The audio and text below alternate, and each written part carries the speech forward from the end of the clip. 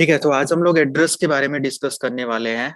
And अगर हम लोग कंप्यूटर सिस्टम पे बात करें या नेटवर्किंग एरा में, तो यहाँ पे एक मैक एड्रेस का नाम आता है और एक आईपी एड्रेस का नाम आता है। ओके, आईपी एड्रेस को हम लोग अभी थोड़ी देर में डिस्कस करते हैं, but now we will discuss about MAC address. Okay, MAC stand for media access control and it is a unique address, right? It is a unique address.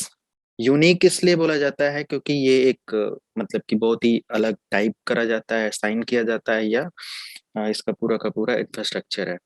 तो जो यूनिक एड्रेस होता है, ये एक सिंगल पीसी पर अगर assign किया जाता है या सिंगल नेटवर्क कार्ड पर, तो वो और किसी को नहीं दिया जाता, इसलिए इसको यूनिक एड्रेस में हम लोग काउंट करते हैं। So it is a permanent और फिजिकल एड्रेस, राइट? और Yes, it is. Okay, permanent और फिजिकल एड्रेस। सो इसको चेंज नहीं किया जा सकता, बट आप लोगों ने अगर गूगल करोगे ये सब चीजें तो देखोगे आप डिफरेंट डिफरेंट टाइप्स के स्ट्रेटेजी के थ्रू, एज अ परमानेंटली नहीं बट टेम्परली, हैकर अटैकर या जो ऐसे होते हैं वो लोग क्या करते हैं, इसको मैनिपुलेट कर सकते हैं, चेंज कर सकते हैं, राइट? इसका एक क्लोन तैयार कर लेते हैं, और ताकि अपनी आइडेंटिटी को हाइड कर पाए ये सब चीजों से। और ये आपका physical address for your PC और लैपटॉप, ओके, एंड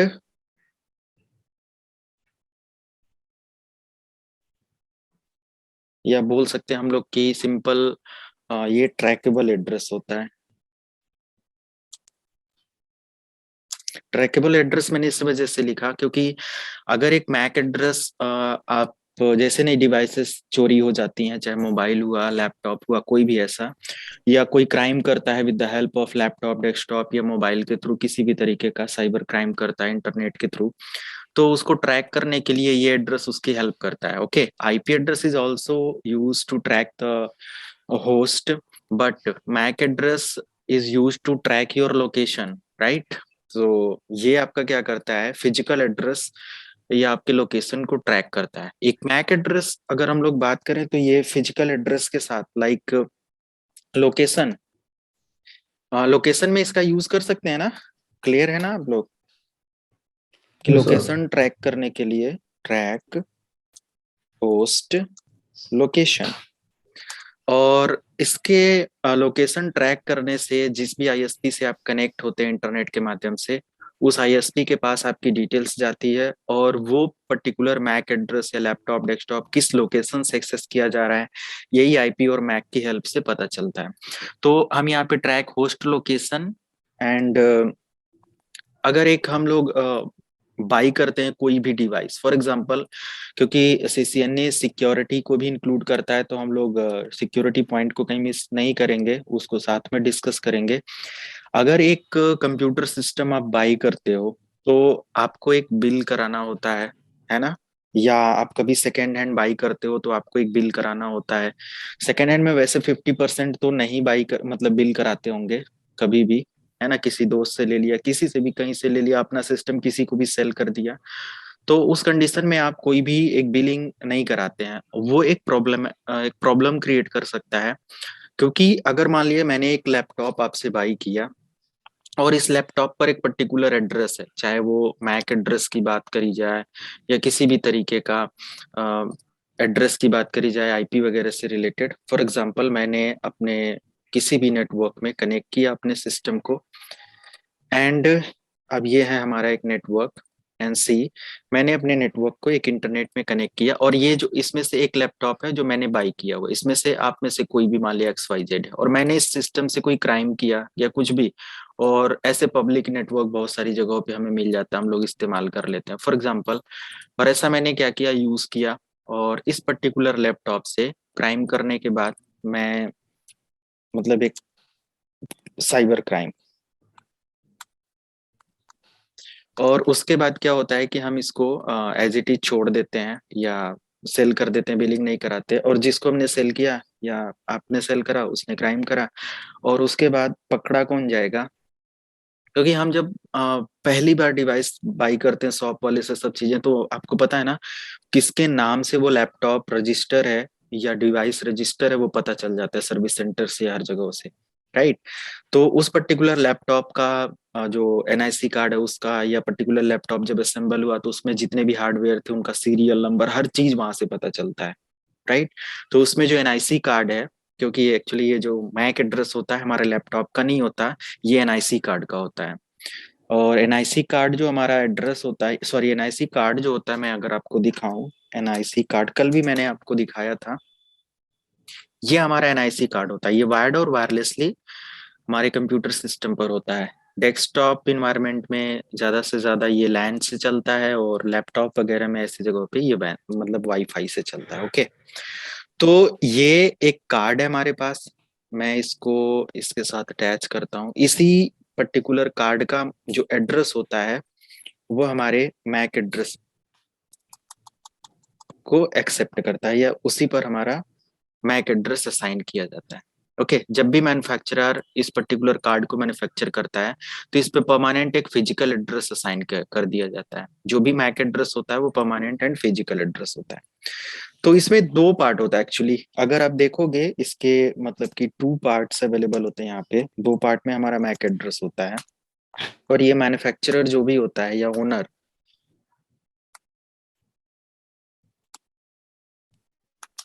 जब भी इसको मैन्युफैक्चर करता है तो इस दो मतलब एड्रेस को दो पार्ट में डिवाइड कर देता है।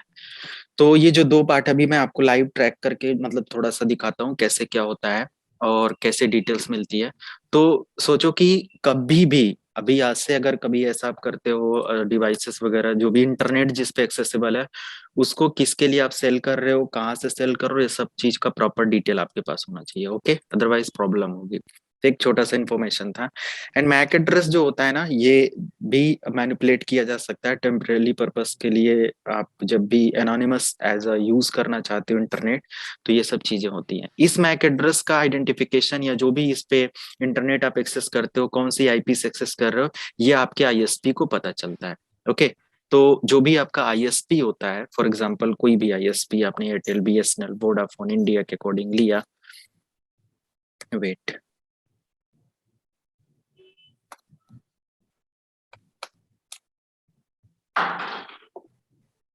ओके, सी, मान लिया कि कोई एक आईएसपी है और इससे आपने कनेक्शन लिया, चाहे आप सेलुलर फोन से ही क्यों ना कनेक्ट करो, वाईफाई से, या फिर आपने लैन कनेक्शन लेकर अपने नेटवर्क को कनेक्ट किया जो कि यहाँ पे है आईएसपी से।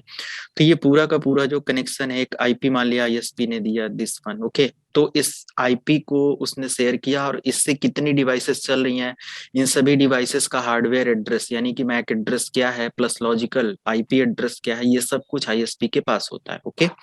तो कहीं से भी कोई अगर मतलब ट्रैक करा जाए तो वो जरूर पकड़ा जाएगा, ये सारी चीजें होती हैं, और ये दो एड्रेस उसके लिए रिस्पॉन्सिबल होते हैं। तो जो आईएसपी है, कैसे पता करेगा कि ये पर्टिकुलर कार्ड किसके लिए, कहाँ से, कैसे, क्या है। तो ये जो मैन्युफैक्चरर्स होते हैं इसको दो पार्ट में डिवाइड करते हैं। इस ये एक्चुअली जो मैक एड्रेस होता है, अगर डिफाइन करूं मैं, तो ये 12 डिजिट का होता है, राइट। 12 डिजिट का एड्रेस होता है। और अगर इसको बिट में आप कैलकुलेट करते हो तो ये 48 बिट का एड्रेस, 48। ओके। तो 48 बिट एड्रेस होता है। अगर बिट के अकॉर्डिंग आप डिवाइड करते हो तो 24 बिट का फर्स्ट पार्ट बनता है, 24 bit, okay, plus 24 bit, okay, ऐसे करके ये होता है। अगर आप डिजिट में इसको काउंट करते हैं तो 6 डिजिट प्लस 6 डिजिट, ऐसे करके ये दो पार्ट में अपने एड्रेस को वो करता है। स्टार्टिंग के जो 6 डिजिट का एड्रेस होता है किसी भी एनआईसी कार्ड का, वो आपके मतलब मैन्युफैक्चरर की डिटेल्स को डिस्प्ले करता है। जैसे अगर मैं एक यहाँ पे एड्रेस ट्रैक करता हूँ, अभी आज तो फास्ट नहीं लग रहा है ना? एकदम ठीक है सर, बढ़िया, थैंक यू। नहीं, थोड़ा सा उधर बेसिक था ना, तो मैंने सोचा कि ठीक है थोड़ा कर लेते हैं। सर एक हाँ क्वेरी जी। था। हम्म। अगर मैक एड्रेस अगर चेंज करते हैं और बाद में हम अगर कुछ करते हैं तो पता चलेगा कि नहीं पता चलेगा? हाँ बिल्कुल, चाहे जितनी आप लेयर लगा लो वो पता चल जाता है कि कौन यूज कर रहा है, क्या है, कैसे है, जब भी साइबर फोरेंसिस और उसके पीछे चेकिंग या ट्रैकिंग स्टार्ट होती है। बट हाँ, सम टाइम्स के लिए आप सभी को नहीं कर सकते हो कि आप जैसे आपके पास जो रियल मास्क है, आपका जो चेहरा है वो एक आपकी रियल आइडेंटिटी है, राइट? अब आप उस पे मास्क दो तीन लगा लेते हो और आप कुछ क्राइम करते हो, कहीं से करके भाग जाते हो, जो कुछ भी है। बट अगर उस मास्क के पीछे कहाँ से बाई हुआ, कैसे क्या हुआ, बहुत सारी चीजों से वो पता चल जाता है, राइट? तो सिंपल राइट, ट्रैक किया जा सकता है। कभी भी हम ये नहीं सोच सकते कि हाँ हम साइबर क्राइम करें और बच जाएं। यही हो सकता है कि कोई ऐसे जोन से कोई कर रहा हो जहाँ पे वो चीज मतलब अलाउड है, ये सारी चीजें। और लोकेशन जैसे नहीं है, अभी ए पॉइंट से किया फिर सब चीज बर्बाद करके बी पॉइंट अपना शिफ्ट कर लिया, सब चीजें ऐसे लोग करते हैं। बट कब तक बचेंगे, है ना? फिर बहुत से लोग पकड़ा नहीं जाते सर। बिल्कुल पकड़े जाते हैं, हमेशा पकड़े जाएंगे। ठीक है, म्यूट रखो। एंड देन अब मैं यहाँ पे आपको एक एड्रेस दिखा रहा हूँ कि मैंने एक यहाँ से स्विच लिया और थोड़ा सा आपको अभी आगे इसी पर लैब भी कुछ दिखानी है। एक स्विच लिया और मैंने यहाँ से दो पीसी, इन दोनों पीसी को मैंने कनेक्ट किया अपने पर्टिकुलर स्विच के साथ। नेटवर्क में ऐसे ही आप लोग काम करते हैं। और इन दोनों पीसी पर एक मैक एड्रेस असाइन होगा। और किसी भी मैक एड्रेस को आप अगर चेक करना चाहते हो लाइनेक्स के अकॉर्डिंग, अगर आप जाते हो इन लिनक्स मशीन, तो लिनक्स मशीन पर जो आईपी या जो भी मैक एड्रेस चेक किया जाता है, मैं यहाँ पे मेंशन कर देता हूँ अगर किसी को हेल्प चाहिए तो। कैसे, how to check MAC details, कैसे ये मैक डिटेल चेक करी जाती है मैं दिखा देता हूँ।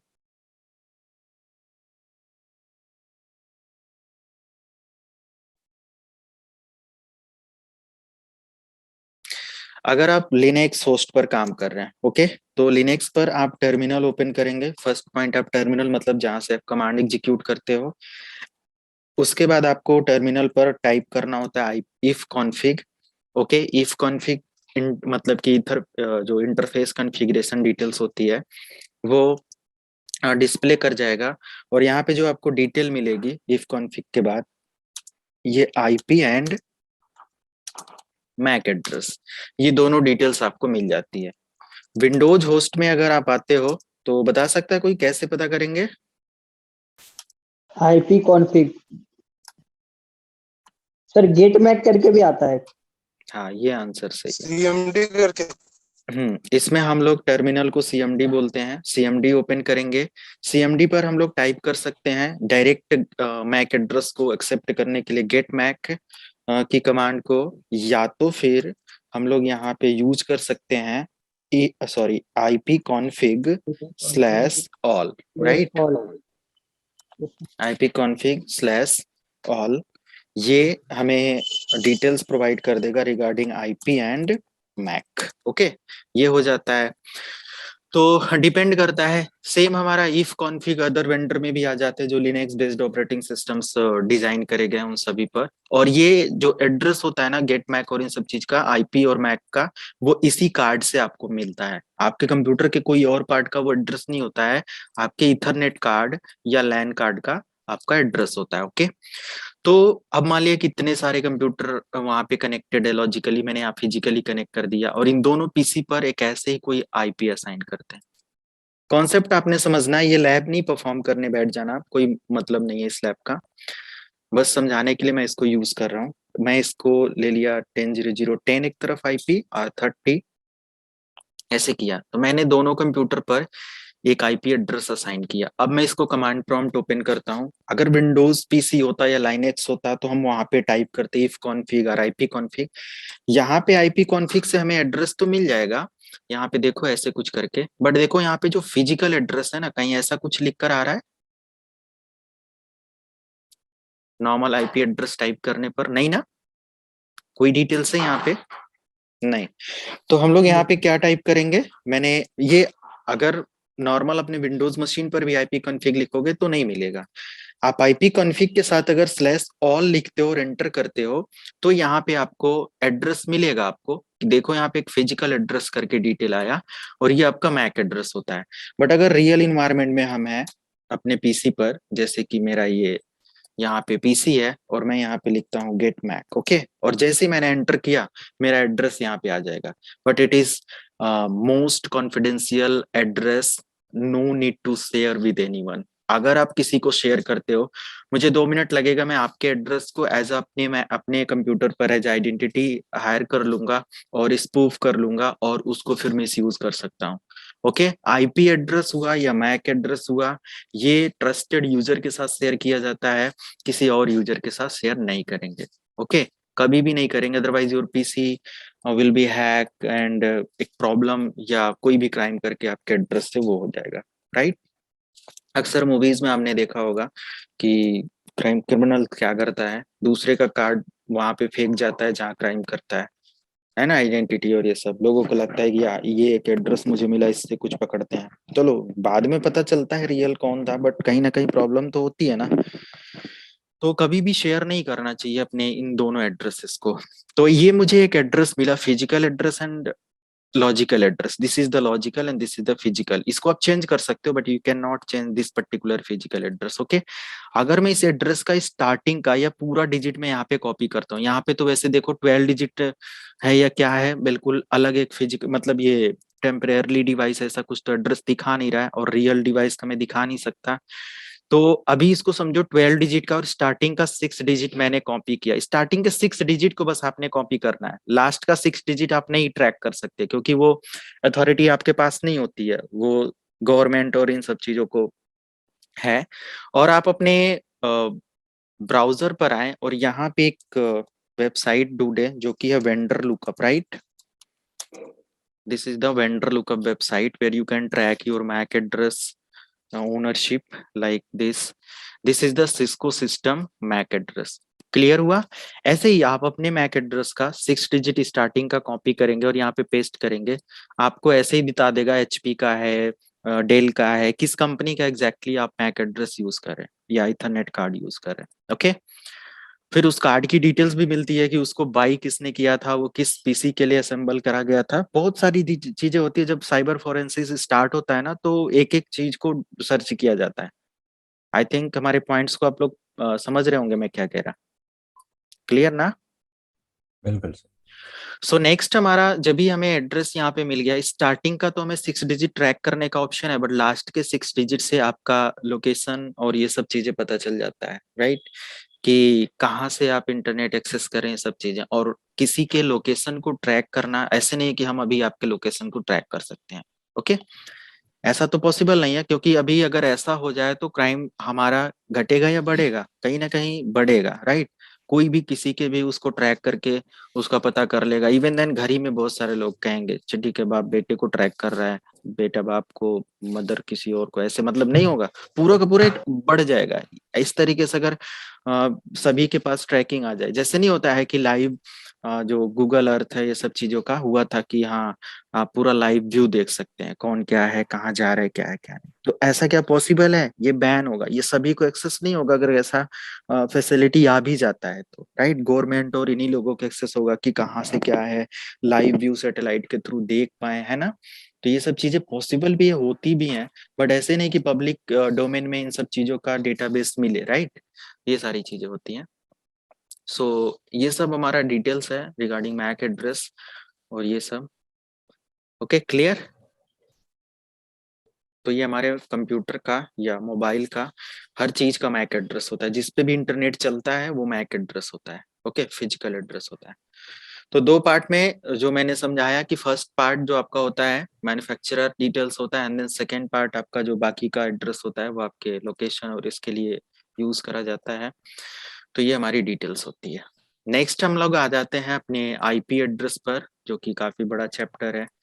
आईपी एड्रेस यूनिक एड्रेस ये भी है और एक लॉजिकल एड्रेस ये होता है। इंटरनेट इंटरनेट को एक्सेस करने के लिए या अपने एक कंप्यूटर से किसी दूसरे कंप्यूटर पे डेटा शेयर करने के लिए एक्सेस देने के लिए यूज किया जाता है। जैसे मैंने यहाँ पे 2 कंप्यूटर लिया और इन दोनों कंप्यूटर को अगर मैं इंटरनेट एक्सेस कराना चाहता हूँ, तो मुझे क्या करना पड़ेगा, प्रॉपर तरीके से एक राउटर लेना पड़ेगा, इंटरनेट फैसिलिटी लेनी पड़ेगी।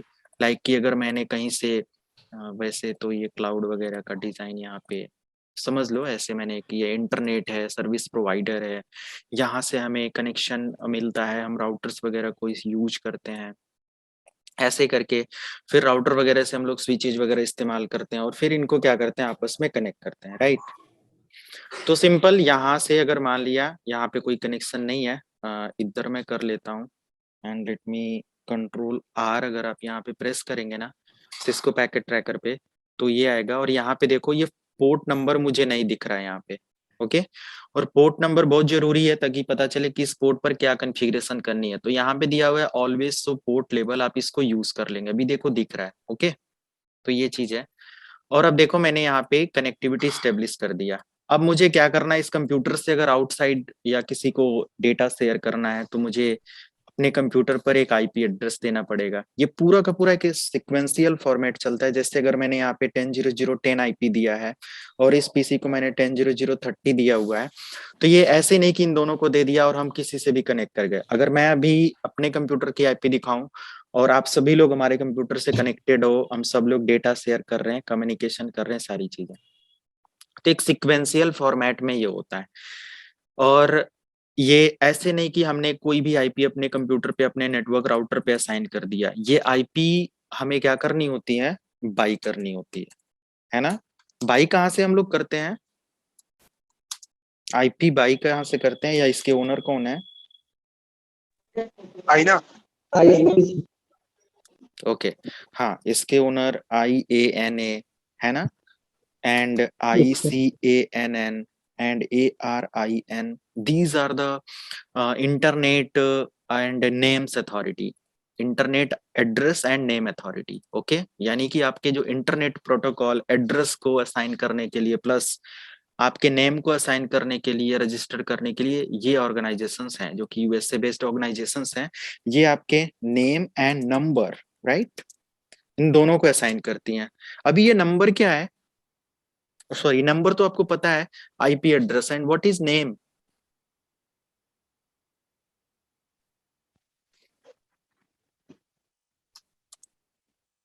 आईपी एंड डोमेन, डोमेन वगैरह रजिस्टर होता है ना एक पर्टिकुलर आईपी पर, ये सब चीजों पर, तो ये ऑर्गेनाइजेशंस रिस्पॉन्सिबल होती हैं। जस्ट फॉर इंफॉर्मेशन पर्पज इसको याद रखेंगे।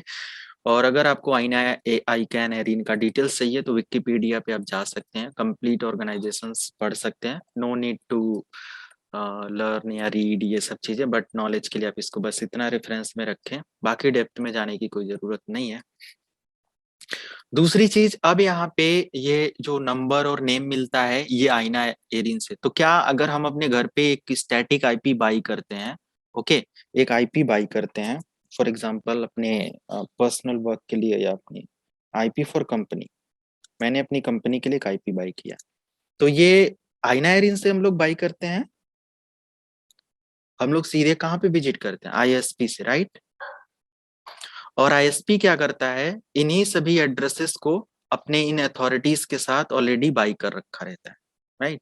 और फिर इसी एड्रेस का ये लोग क्या करते हैं, चार्जेस लेते हैं, जो भी इनका पर्टिकुलर वो होता है ना। स्टैटिक आईपी का अलग रेट होता है, डायनेमिक आईपी यानी कि जो लीज लाइन कनेक्शन होता है उसका अलग रेट मतलब कि रेट होता है, जो आपके ब्रॉडबैंड कनेक्शंस होते हैं उनका अलग होता है ना। अकॉर्डिंग टू रेंज इन सब चीजों का आपको पे करना पड़ता है, सारी चीजें होती है कि नंबर ऑफ होस्ट कितने हैं, कितना पे करना है, सारी चीजें क्लियर। हाँ बिल्कुल, मैं स्टैटिक और डायनेमिक को भी एक्सप्लेन करता हूँ, ओके, एक एक वर्ड एक्सप्लेन मैं करूंगा, आप बस वेट करो। ये छोटा है इसलिए मैं नहीं ओके अभी मैं सारी चीजें जो भी वर्ड में यहाँ पे बोल रहा हूँ, dynamic IP, static IP, lease line, cellular, सारे चैप्टर्स में है, okay. But just for information purpose मैं इस टॉपिक को एक्सप्लेन कर रहा हूँ कि हाँ आईपी कहाँ से कैसे क्या ऑर्गेनाइज करी गई है। तो ठीक है, आपने आईएसपी से कोई एक आईपी बाई किया और मान लिया कि ये आईपी आपने अपने राउटर पे असाइन किया, 10.0.0.1 करके। तो ये जो आईपी यहाँ पे है, इसी रेंज में हमें अपने नेटवर्क के अंदर सारे होस्ट को आईपी ये सब बाई करना होता है। आप नेट कर सकते हो, इसमें डिफरेंट डिफरेंट टाइप्स के प्रोटोकॉल्स को लगा के डिफरेंट डिफरेंट एड्रेसेस में जा सकते हो, इस नंबर को चेंज कर सकते हो, बट बाय डिफॉल्ट आपका जो एल्गोरिदम होता है वो इस रेंज के अकॉर्डिंग हमारा आगे का कॉन्फ़िगरेशन होता है। और जो आपके राउटर की आईपी होती है वही इन सभी पीसी का क्या हो जाता है, एज अ गेटवे का काम करता है, ये याद रखेंगे। और मैंने इधर से इधर को दोनों को गेटवे दे दिया। गेटवे मतलब होता है कि हमारा कंप्यूटर जो है ना, डेटा अगर आउटसाइड या वैन नेटवर्क में किसी को सेंड कर रहा है तो इसका सिर्फ और सिर्फ इतना काम है कि अपने डेटा को स्विच से अपने राउटर तक पहुंचा दे। फिर इस राउटर का कनेक्टिविटी किस किस डोमेन से हुआ है, कैसे कैसे हुआ है, इसके पास पूरा का पूरा डेटा होता है, फिर ये आगे फॉरवर्ड करता है, राइट। अब मान लिया कि ये पर्टिकुलर जो राउटर है ये अपने किसी दूसरे राउटर से कनेक्टेड है, फिर वो दूसरे, ऐसे बहुत सारा। अभी जैसे आप हमारे कंप्यूटर सिस्टम से कनेक्टेड हैं एक पर्टिकुलर वेब सर्वर के थ्रू, तो हम सभी लोग जो कनेक्टेड हैं, ये ऐसा नहीं कि डायरेक्ट हमारे साथ कनेक्शन है, बीच में बहुत सारे ऐसे मीडिएटर्स हैं, राउटर्स हैं, पाथ हैं जो हमको कनेक्ट कर रहे हैं हम सब लोगों के कंप्यूटर्स को एक दूसरे से। ओके, तो ये प्रोसेस हमारा राउटर का होता है, राउटिंग प्रोसेस का होता है, जो कि आगे हम लोगों को सीखना है, समझना है, ये सारी चीजें होती हैं। Clear to everyone? ये तो मैंने अपने कंप्यूटर पर एक लॉजिकल एड्रेस दिया और हमारे कंप्यूटर पर एक फिजिकल एड्रेस है। अब ये दोनों कंप्यूटर जब भी कोई पैकेट एक दूसरे को शेयर करते हैं ना, तो जैसे मैंने इसको शेयर कर दिया, देखो पैकेट हमारा सक्सेसफुली चला गया, इससे मैंने इसको शेयर कर दिया, तो पूरा का पूरा डिटेल्स आप यहाँ पे चेक कर सकते हो, जैसे कि ARP स्पेस -A मैंने लिखा, एंटर किया, तो ये हमारे होस्ट का एड्रेस बता रहा है कि 10.0.0.10 जो है उसका फिजिकल एड्रेस क्या है। अब ये 10.0.0.10 आईपी किसका है? अभी मैंने आपको दिखाया था कि अगर मैं अपने कंप्यूटर का चेक करूं तो मेरे कंप्यूटर का आईपी क्या है, 10.0.0.30, बट इसने एड्रेस किसका लिया, अपने सामने वाले का, क्योंकि इसको डेटा यहाँ से यहाँ भेजना था, तो इसने किस एड्रेस पे डेटा भेजा, क्या उसका आईपी है, ये हमें आर्प टेबल में मिल जाता है। ओके, आप अपने कंप्यूटर पर या बड़े नेटवर्क में है तो और भी डिटेल्स यहाँ पे मिलेंगी, नंबर ऑफ नेटवर्क जितना बड़ा होगा उतनी ज्यादा डिटेल्स हमें यहाँ पे मिलेगी, तो ये हमें देखने को मिलता है। ओके, आगे अगर हम लोग चलते हैं, जैसे कि अपने स्विच पर हम आते हैं, CLI मोड पर, तो स्विच क्या करता है, आपके जो लॉजिकल एड्रेस है और जो आपका फिजिकल एड्रेस है, इन दोनों को स्टोर करके रखता है। अगर मैं यहाँ पे दिखाऊं, so space MAC address table और एंटर, तो इस पे 2 पोर्ट कनेक्टेड हैं और उन दोनों का डिटेल्स यहाँ पे आप देख सकते हो, राइट। इसका फिजिकल एड्रेस इसके टेबल में होता है, मैक एड्रेस की टेबल में इसके पास होता है, राइट। तो ये हमें एड्रेस मिल जाता है, ये स्विच आइडेंटिफाई कर लेता है कैसे क्या किसको डेटा देना है। अगर आप पिंग मैसेज यहाँ से सेंड करोगे, यहाँ 4 कंप्यूटर हैं, 4 में से किसी एक एड्रेस को आपने वहां पे मतलब कि मेंशन किया है, तो उसी पीसी को पिंग मैसेज वो सेंड करेगा स्विच, जिस पीसी के लिए आपने सेंड किया है।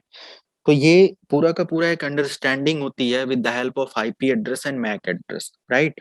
तो दोनों एड्रेस हमारे नेटवर्क में काफी इंपॉर्टेंट रोल प्ले करते हैं। Without these addresses we can not share any data और any information to each other और one PC to another PC. Okay, तो ये दोनों एड्रेसेस हमारे क्या होते हैं, मोस्ट इंपॉर्टेंट एड्रेसेस होते हैं। तो अभी हम लोगों ने यहाँ पे देखा कि मैक एड्रेस हमारा कैसे क्या है, बट आईपी एड्रेस का हम लोग थोड़ा सा डिटेल्स में देखते हैं। आईपी आप देखेंगे तो जैसे नहीं होता है कि आईपी का एक पर्टिकुलर रेंज भी है और हर चीज से इसको हम लोग देखते हैं, तो आईपी के 2 वर्जन बनाए गए हैं। पहले तो अभी क्वेश्चन किया था किसी ने, what is static IP addressing, अगर हम लोग बात करें, and one more which is dynamic addressing. Okay, mute कर दें। तो स्टैटिक आईपी का जो एड्रेस होता है, ये सिंपल बोल सकते हो, manual IP assigned by network admin to host. जो भी हमारा मैनुअल आईपी असाइन किया जाता है या मैनुअली हम असाइन करते हैं अपने कंप्यूटर सिस्टम पे, वो एक स्टैटिक आईपी एड्रेस है। स्टैटिक आईपी एड्रेसिंग कहलाता है कि हमें खुद असाइन करना है। और कुछ ऐसा हम लोग प्रोटोकॉल से अपने नेटवर्किंग डिवाइसेस को अप्लाई कर देते हैं, समझा देते हैं, जो क्या करता है, ऑटोमेटिक एड्रेस प्रोवाइड करता है या डायनेमिक।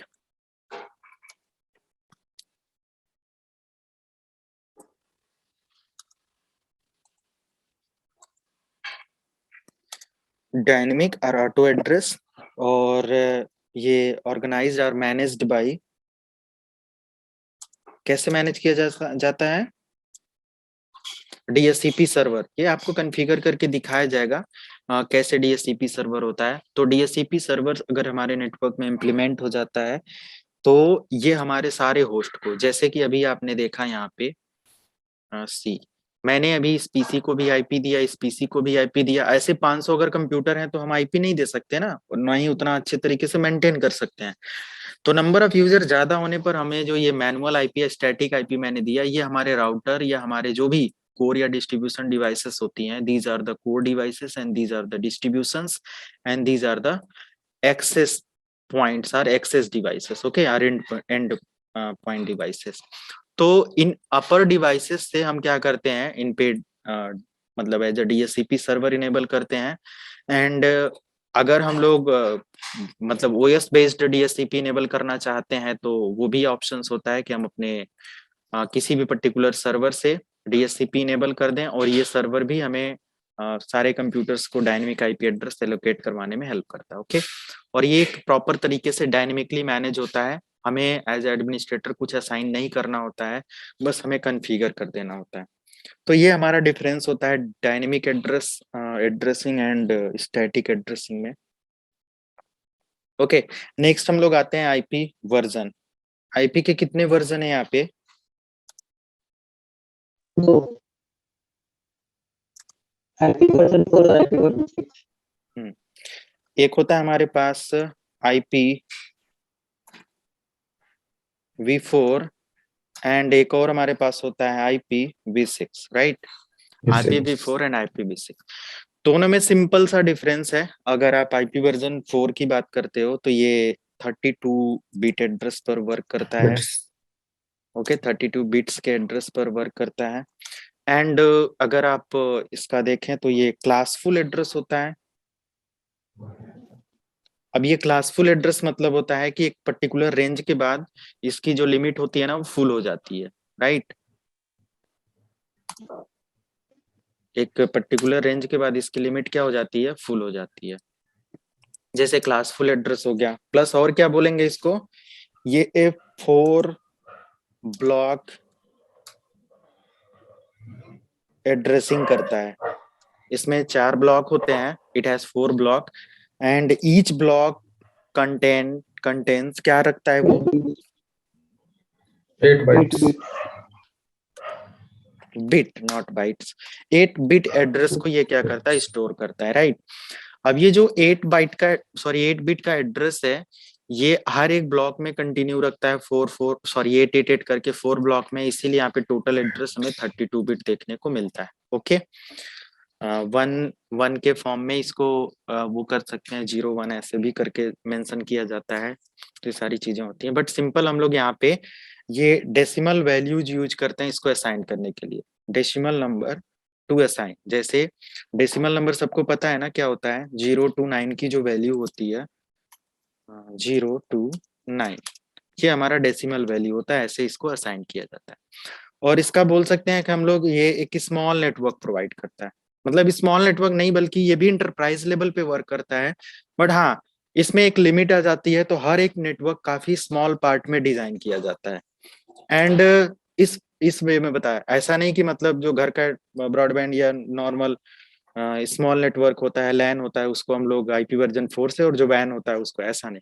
मैंने क्या बताया, स्मॉल नेटवर्क मतलब हर एक नेटवर्क इसका काफी स्मॉल एरिया कवर करता है। लाइक एक नेटवर्क बिट पर या एक नेटवर्क एड्रेस में ये 256 टोटल होस्ट क्रिएट करता है, जिसमें भी 2 रजिस्टर रिजर्व हो जाते हैं, सारी चीजें होती हैं। आगे आपको अभी पता चलेगा। चैट बॉक्स में मेंशन कर दीजिए, आपकी आवाज कट कट के आ रही है, क्या कह रहे हैं?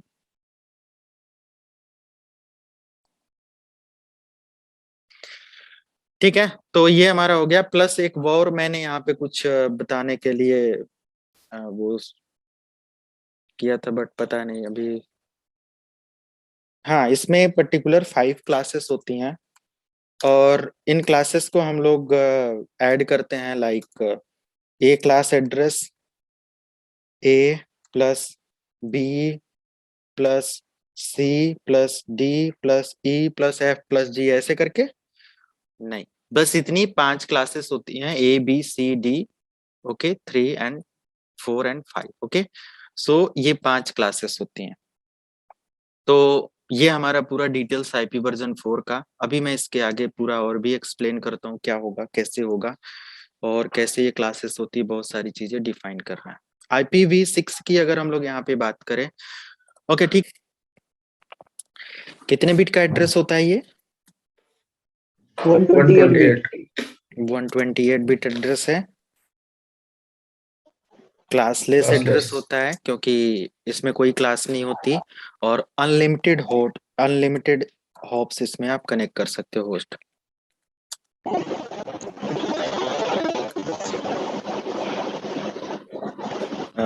अभी सिन्हा आपकी आवाज बिल्कुल नहीं आ रही है, क्या कुछ कह रहे हैं? चैट बॉक्स में मेंशन कर सकते हो।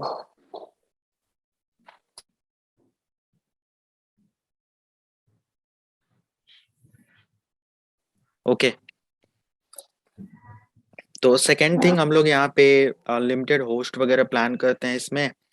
जोग्राफिकल या वैन कम्युनिकेशन सिस्टम के लिए इसको इस्तेमाल कर सकते हैं, सैटेलाइट और इन सब जगहों पे इसका इस्तेमाल होता है। और भी मतलब अपने पर्सनल यूज के लिए भी कर सकते हैं जहाँ पे भी नीड हो। प्लस अगर इसमें देखा जाए तो कितने ब्लॉक होते हैं इसमें? 16 ब्लॉक होते हैं। नहीं, 8 ब्लॉक्स होते हैं, राइट? 8 ब्लॉक होते हैं, ब्लॉक्स। एंड हर एक ब्लॉक में कितने बिट का एड्रेस होता है?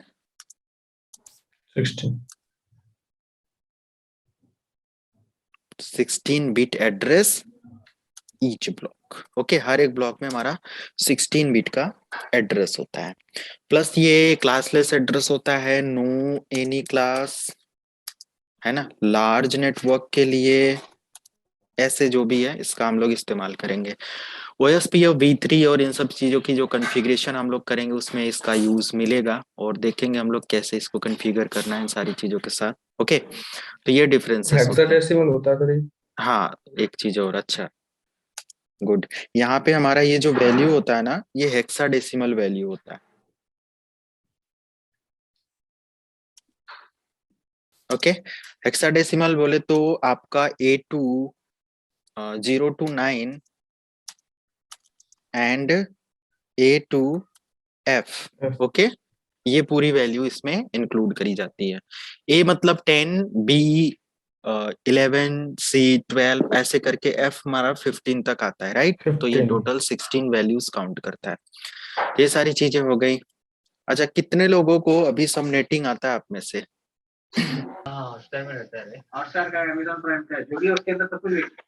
नहीं सर, नहीं आता।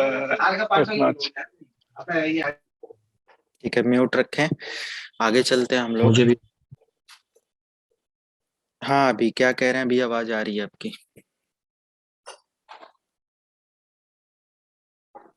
आईपी वर्जन 6 में आईपी वर्जन 6 ओएसपी यूज होती है क्या अभी? नहीं, आप बहुत सारी उसमें यूज कर सकते हैं। OSPF में हम लोग कॉन्फ़िगर करके देखेंगे, ठीक है। OSPF V3 में इंडिया में तो इसका अभी यूज नहीं हो रहा है ना सर नहीं है। आईपी अभी वर्जन? आपके जो फाइबर कनेक्शंस जो भी सर्विस प्रोवाइडर अपना लेकर आया, सभी लोग इसी को प्रोवाइड कर रहे हैं। ऐसा नहीं कि मतलब ऐसा पर्सनल इसके लिए यूज करा जा रहा है, बट हाँ, जो भी कस्टमर्स है, ऐसे नहीं होता है कि डायनेमिक रेंज है, काफी लार्ज नंबर को कवर करा जा रहा है बाई जियो और इन सब का, जिसने खुद का अपना पूरा टायर आर्किटेक्चर डिजाइन किया है, सब चीजें खुद की फाइबर्स हैं, हर चीज है ना। तो इन्होंने लार्ज नंबर ऑफ नेटवर्क को कवर करने, होस्ट को कवर करने के लिए सब चीजें यूज करा है डायनेमिक IPv6 में। अगर है तो आप उसको कॉन्फ़िगर करके मोबाइल वगैरह में जो लोग प्लान कर रहे हैं, डेटा प्लान ये सब में देखिएगा, आईपी अपनी डिटेल्स IPv6 पे ही दिखेगा, ये सारी चीजें। Okay sir. चलिए ठीक है, हम ओके, लोग आईपी थैंक्स सर। वर्जन 4 को यहाँ पे कंप्लीट समझते हैं, प्लस इसका कैसे सबनेटिंग होता है, कितने होस्ट होते हैं, कितने नेटवर्क होते हैं, सारी चीजें। ओके, तो इसका एक डायग्राम हम यहाँ पे, इसकी जो 5 क्लासेस होती है ना, अगर हम लोग ए बी और सी के अकॉर्डिंग मेंटेन करते हैं, तो इनका एक डिफॉल्ट मास्क भी होता है, इनकी क्लासेस भी होती हैं। मैं आपको दिखाता हूँ, सी दिस वन, IPv4 का ये हमारे पास डेटा है सी की क्लास ए और क्लास बी और क्लास सी, ये 3 एड्रेसेस होते हैं। अब यहाँ पे डी और ई का एड्रेस मैंने असाइन नहीं किया। ओके, डी क्लास जो होता है ना, this is for broadcasting and in सब जगहों पे इस्तेमाल किया जाता है, मीडिया और इन सब सेक्शंस के लिए आते हैं। ओके, तो डी क्लास आईपी जो होता है इसके लिए, plus D and E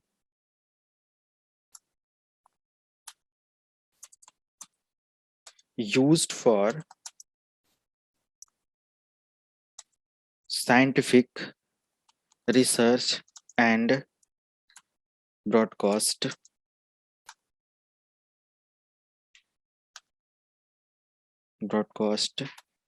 and weather forecasting,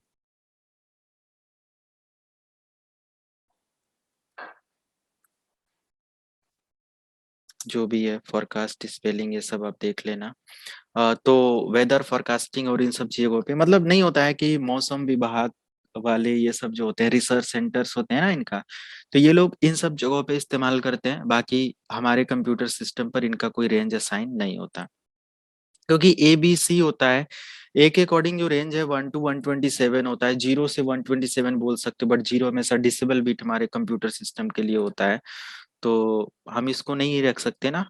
तो इस वजह से हम लोग 1 से स्टार्ट करते हैं, 1 एक एक्टिव बीट है, और 127 भी हम अपने कंप्यूटर सिस्टम पे असाइन नहीं करते हैं, क्योंकि 127 जो एड्रेस होता है ना, यहाँ पे अगर मैं लिखूं 127.000 लूप में चले जाइए सर। ऐसे करके, या 127.001 से अगर आप काउंट करते हो 127.255.255.255, ओके, यही रेंज है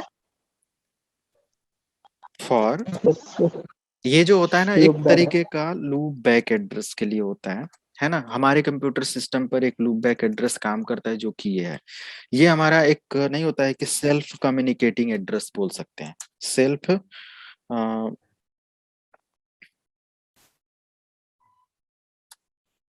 कम्युनिकेटिंग एड्रेस इसको बोलते हैं। सेल्फ कम्युनिकेटिंग एड्रेस मतलब कि इसके पास इतनी कैपेबिलिटी नहीं होती है इस एड्रेस के पास कि किसी दूसरे कंप्यूटर सिस्टम से कनेक्ट हो जाए। ओके, यानी कि हर एक कंप्यूटर सिस्टम का एक मतलब कि एड्रेस होता है ऑफलाइन, वो खुद को ऑनलाइन रखने के लिए इस एड्रेस का इस्तेमाल करता है। जैसे आप लोग कभी कभी लोकल होस्ट एक्सेस करते हो ना, जैसे कभी वेब डिजाइनिंग आपने किया होगा लोकल होस्ट एक्सेस करने के लिए, तो आप अपने ब्राउजर पर आते हो और वहां पे लिखते हो लोकल होस्ट, तो आपके कंप्यूटर एक्सेस हो जाते हैं, आपका कंप्यूटर वहां पे जो भी मतलब वेब होस्टिंग आपने किया है, कोई पेज डिजाइन किया है, तो वही आपका कंप्यूटर या उसमें दिख जाता है, राइट। और अभी अगर मैं यहाँ पे अपने कंप्यूटर पे, इंटरनेट नहीं चल रहा है मेरे पे, तब भी अगर मैं अपने कंप्यूटर सिस्टम पे लिख दूं पिंग स्पेस 127.001 एंटर, तो ये हमेशा हमें एक रिप्लाई देगा। ओके, ये हमेशा हमें एक एक रिप्लाई देगा, क्योंकि अगर इंटरनेट हो या ना हो इससे कोई फर्क नहीं पड़ता, ये खुद को ऑनलाइन, खुद के अपने पीसी को आप as a local host online रख पाए, एक्सेस कर पाए, कॉन्फ़िगर कर पाए, यूज कर पाए, उसके लिए ये एक 127.001 और इस रेंज का एड्रेस दिया जाता है। This is the loop back address, and ये प्री डिफाइंड एड्रेस होता है आपके पीसी, आपके एनआईसी कार्ड का, राइट। इसका किसी भी दूसरे कंप्यूटर से कनेक्टिविटी और इसके लिए नहीं यूज किया जाता, तो ये एड्रेस होता है। तो हम लोग यहाँ पे बोल सकते हैं ओवरऑल कि ये 1 से लेकर 126 तक का एड्रेस ए क्लास के अंदर काउंट किया जाता है। एंड आपका यहाँ पे जो 255 है, this is the default subnet mask, and subnet mask is used to identify the network ID and host ID. ये भी मैं यहाँ पे मेंशन कर देता हूँ, wait, like what is subnet mask, के भी अगर कहीं पूछा जाए तो आप डिफाइन कर देना कि डिफाइन नेट आईडी एंड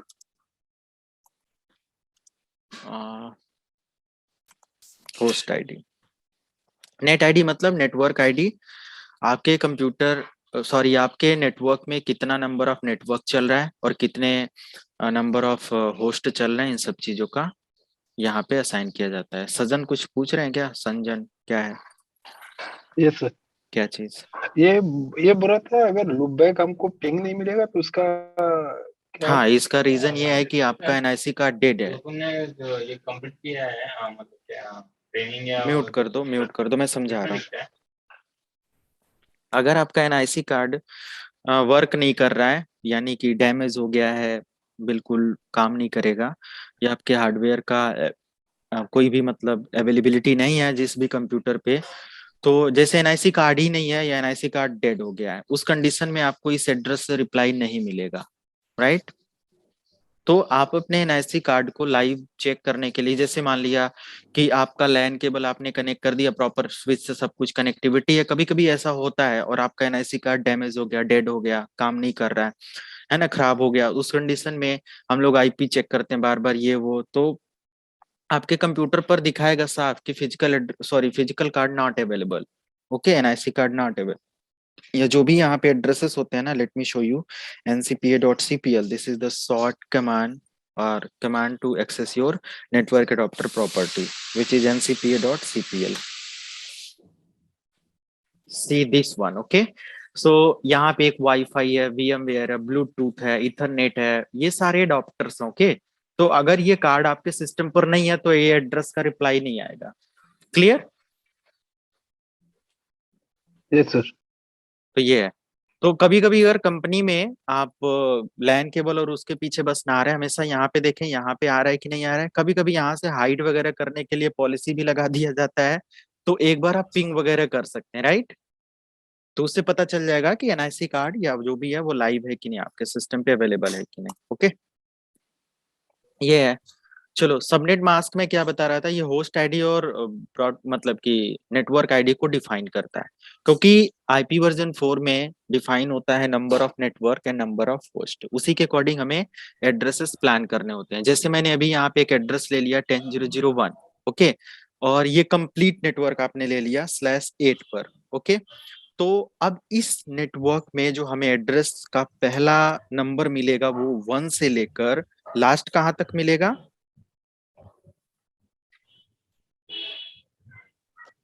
255। 255, तो यहाँ तक। तो ये हमारा एक नेटवर्क, मतलब एक पर्टिकुलर बिट यहाँ पे कंप्लीट हो जाता है, ओके। अभी इसका सबनेटिंग में और डिटेल्स में आपको पता चलेगा, बट अभी काफी डिटेल्स में मैं सारी चीजें बता रहा हूँ, तो कोशिश करें इसको समझने का। तो ये हो गया। अब इस एड्रेस में मैंने देखो यहाँ पे क्या आईपी दिया है, 10.0.0.10 मिल रहा है ना इस नेटवर्क में, 10.0.0.2, इसका सबनेट मास्क ऑटोमेटिक असाइन हो जाता है। आप अपने कंप्यूटर सिस्टम पर आए और जो भी आप आईपी यहाँ पे देंगे, this is the static IP configuration, और मैं अगर यहाँ पे दे देता हूँ 192 ऐसे कुछ करके एड्रेस, और यहाँ पे 22, और जैसे मैं यहाँ पे सबनेट मास्क का क्लिक करूंगा ऑटोमेटिक ऐसे 255 ऐसे करके आ जाएगा। बाय डिफॉल्ट हमारा जो कंप्यूटर होता है, हमारा जो ये कार्ड होता है, ये असाइन कर लेता है according to network ID subnet mask को, okay, but in core devices in switches we have to configure or we have to put the static subnet mask with network details, okay। तो computer में ठीक है, चल जाता है। Computer में अगर आप कुछ यहाँ पे चेंजेस करते हो, सबनेटिंग वैल्यू यूज करते हो, तो ये डिफॉल्ट मास्क उठा लेगा, बट क्या वो रियल में वर्क करेगा? नहीं ना, फिर वहां पे आप कंफ्यूज हो जाएंगे या प्रॉपर वो नहीं समझ पाएंगे। तो डिफॉल्ट के साथ तो ठीक है, इजी है कि ए क्लास का एड्रेस है तो हम लोग समझ जाते हैं कि this is the A class subnet mask and this is the B class subnet mask and this is the C class of subnet mask, okay. अब यहाँ पे ऐसा क्यों हुआ, ए क्लास में 255 उसके बाद सारी बिट 0 आ गई और ऐसे करके, ठीक है। तो हम इसको डिटेल्स में एक्सप्लेन करते हैं। ए क्लास का वैल्यू लेते हैं,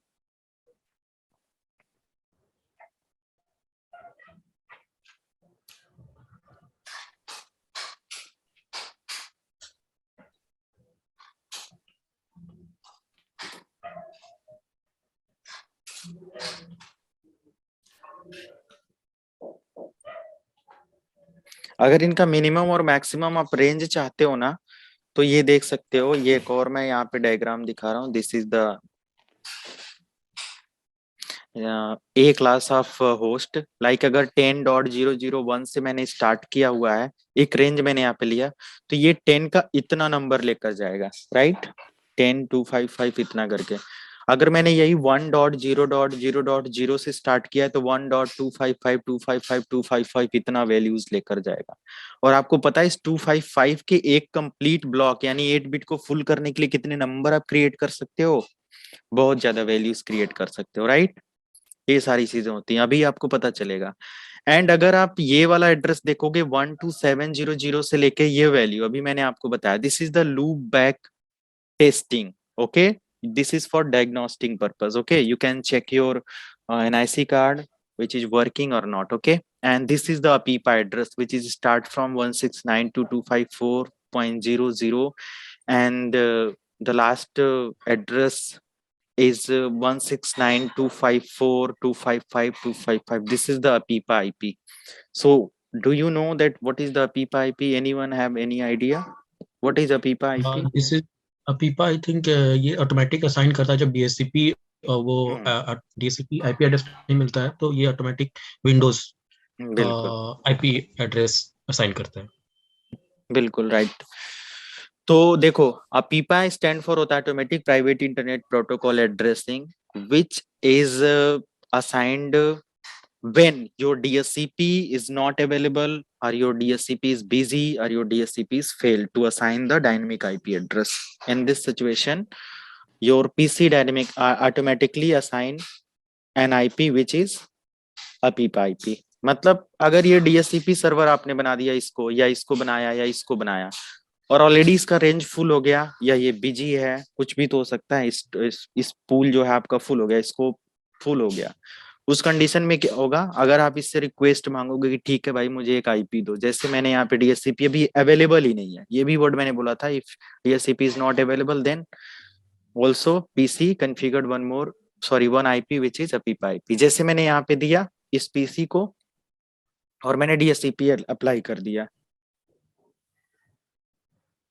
अभी देखते हैं 169.254.203.83 this is the APIPA IP. तो ये एक डिफॉल्ट आईपी है और ये आपके नेटवर्क से बिल्कुल डिफरेंट है, राइट, ये बिल्कुल डिफरेंट है। यहाँ पे अगर मैं यही चीज असाइन कर दूं वेट क्वांटिटी, ये बस समझना है आपने,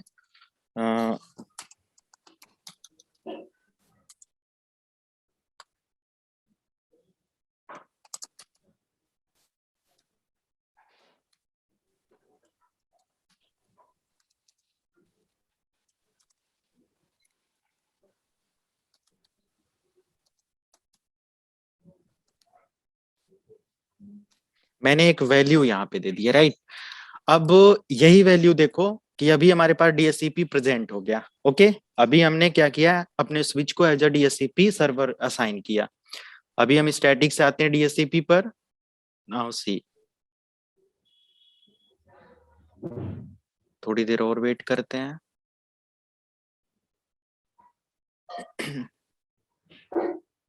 जब तक ये प्रॉपर तरीके से, अभी क्या है यहाँ पे,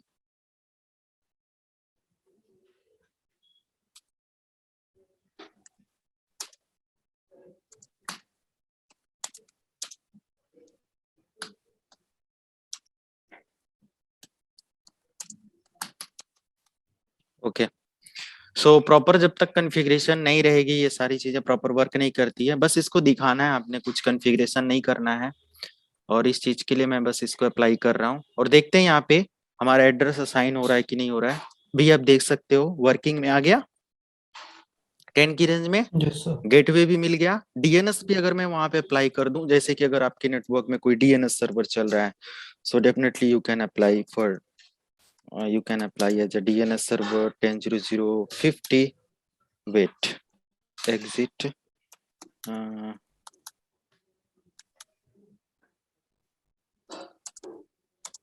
मुझे इसका DNS सर्वर मैंने दे दिया 10.0.0.50। तो ये एज अ सर्वर, मान लिया कि ये कंपनी में आपके एक सर्वर भी लगा है, डीएनएस कम्युनिकेशन के लिए हेल्प करता है, राइट, जिसका आईपी है 50। ये मैंने मैनुअली दे दिया, तो इसकी आईपी इन सभी कंप्यूटर को असाइन हो जाए डीएससीपी के साथ। दोबारा से करते हैं, तो ये देखो असाइन हो गया। ऐसे अगर मैं दूसरा पीसी भी यहाँ पे असाइन कर दूं, तो मुझे ये कहना ही नहीं है कि क्या आईपी होगी उसकी, क्या है क्या नहीं है। बस यहाँ पे एक यूजर असाइन करना है, मतलब एक पीसी कनेक्टिविटी स्टेब्लिश करना है, desktop IP and then DSCP से रिक्वेस्ट कर देना। अगर हमारा सर्वर फ्री है तो डेफिनेटली हमें आईपी प्रोवाइड करेगा। ये भी पीसी कनेक्टिविटी कर रहा होगा, थोड़ा सा टाइम लगता है कोई भी इस सॉफ्टवेयर पे काम करते हुए।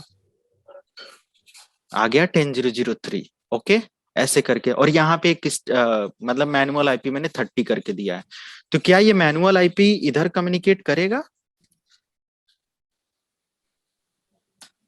बिल्कुल करेगा। अगर एक पे मैनुअल आईपी और नेटवर्क हमारा सेम होना चाहिए, ओके। डायनेमिक कॉन्फ़िगरेशन तो आप कर रहे हो बस अपनी एडमिनिस्ट्रेटर टास्क के अपने मतलब एफर्ट को कम करने के लिए, राइट।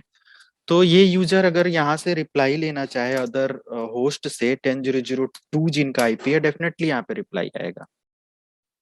देख रहे हो आप? क्लियर? ये आपने देखा, डीएससीपी देखा। अगर डीएससीपी नहीं है तो अपीपा आपने देख लिया, ऑटोमेटिक अपीपा यहाँ पे अवेलेबल हो जाता है। अगर मैं ही चीज यहाँ पे डीएससीपी को हटा देता हूँ तो फिर से वो हमारा अपीपा अप्लाई हो जाएगा। अभी आपने देखा ही देखा क्या उसको वो करना। सो अपीपा क्या करता है कि हमें एक नेटवर्क एड्रेस असाइन कर देता है हमारे कंप्यूटर पे डीएससीपी फेलियर की कंडीशन में, और उस कंडीशन में हमारा कंप्यूटर सिर्फ और सिर्फ अपीपा टू अपीपा कम्युनिकेट करेगा, अपने होस्ट से या एक जो नेटवर्क रेंज है उससे कम्युनिकेट नहीं करेगा। बट हाँ, अगर दो पीसी अपीपा रेंज में है तो दोनों एक दूसरे से रिप्लाई लेंगे। टेस्ट करके देखें।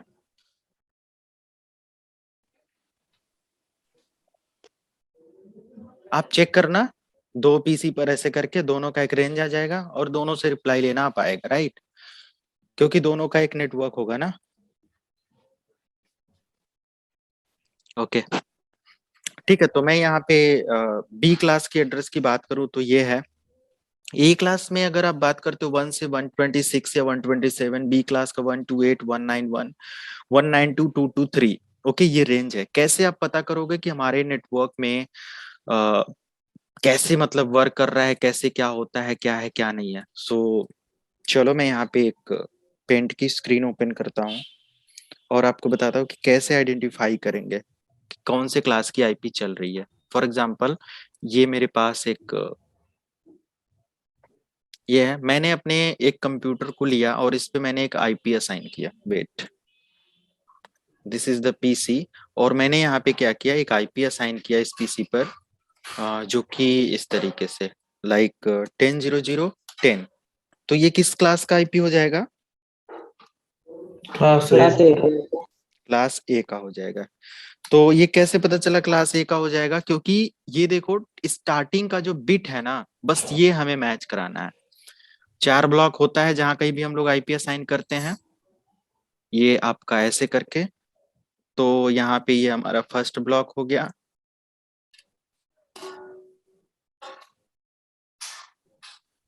ये सेकेंड ब्लॉक हो गया, ऐसे करके इधर थर्ड ब्लॉक हो गया,